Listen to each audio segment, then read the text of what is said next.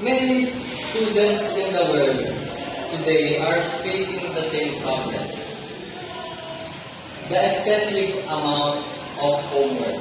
So we asked 5 people and their different roles in the school. Should students have less homework and why?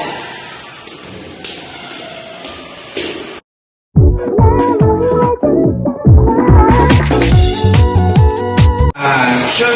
So good afternoon, guys. We are here with Ron Raymond Ron Raymond, and may I ask you, Ron, should students have less homework and why?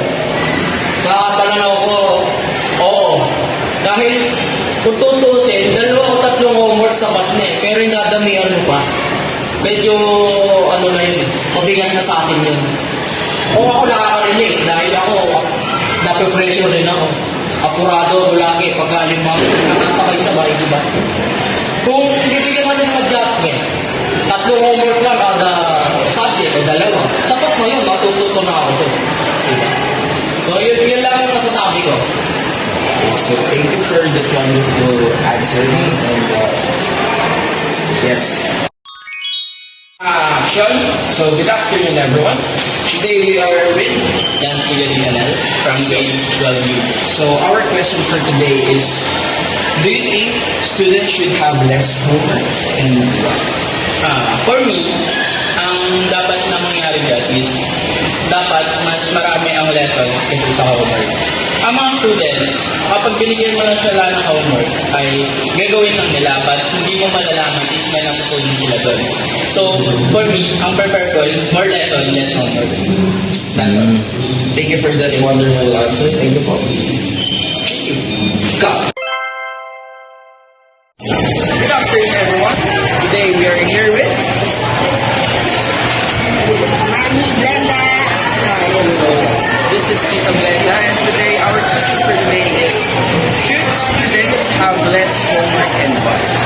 For me, as a parent, as a guardian, I consider myself to have study year in school, for more being responsible for a student, for more responsible and for the wasting of time rather than the home, for paperwork, paper bills, and for the student, for more communication as for their parents and also for their teachers and guardians, and to know the responsibility inside the school for their learning, for their progress, for their incoming year ahead. Thank you so much. Thank you po.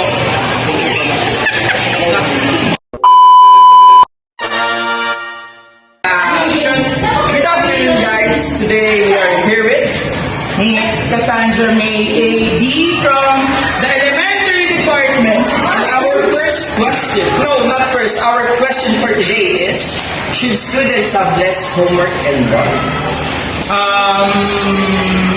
Yes.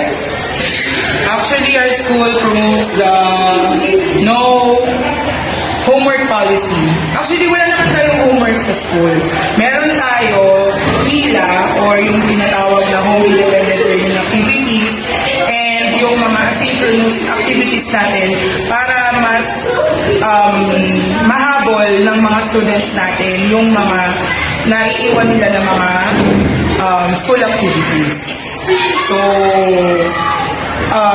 doon ako sa part ng school na no homework talaga tayo. Kasi ang time ng mga bata sa school ay sobra-sobra na. Nakakapagod. So, kailangan ng mga students natin na makapagpahinga pagdating sa bahay, makapag-family time, and yun, makapag-spend ng time with their families. So, doon tayo sa less ng homework. Or totally wala talagang homework. Thank you for that wonderful answers. Yes. All for today. Good morning. Good morning. I am here with what is known here at school as Ate Beth. May you introduce yourself? I'm Nilibet Guzman, sa kasalukuyan ang store manager. So, 17 years na ako dito sa school. As the person who sells the school supplies, do you think that students should have less homework? Para sa akin na, Tagalogin ko na ha, i-edit ko na lang. Para sa akin na may mga anak na nag-aaral, kitang-kita ko kung gaano yung epekto ng meron na silang ginagawa dito maghapon, pagdating pa sa bahay, meron pa rin silang gagawin na hindi natapos. Masyado nang mabigat yun para sa kanila. Kasi yung kagaya ng ating schedule dito, 7 pa lang, dapat nasa school ka na. So anong oras na sila gumigising? Tapos magpe-prepare pa sila, di ba? Kumbaga lagi na sila magmamadali. Pagdating naman sana ng hapon, yun yung relaxing time ba nila? Tsaka para medyo kumbaga yung isip naman nila ay makapahinga. Kasi sa ngayon, talagang ang mga teacher, kahit Sunday nga, nagsisend ng mga ipapagawa, di ba? Opo. Saturday, Sunday, parang wala nang pinipiling araw. Pati oras, minsan, 11 na ng gabi, doon lang magsisend. May mga ganun eh. Tapos talagang, kumbaga, kailangan nila talagang pagtuunan ng pansin. Dahil once na hindi nila nagawa, ang effect, nasa kanila din yung sa grades nila, no? Kaya para sa akin talaga, dapat, pagka sa bahay, stop na, dito na lang eh. Kumbaga, windang na yung isip nila. Pagbabasa pa lang ng, kahit pa sabihin mo, merong mga Google na ganyan, na nagsisearch sila. Pero yung kababasa mo, yung mental mo, tsaka yung mata mo, di ba? So, yun lang, para sa akin. Sige, thank you po. Ang ganda naman po ng sagot nyo. Mukhang masipag naman po yung anak nyo.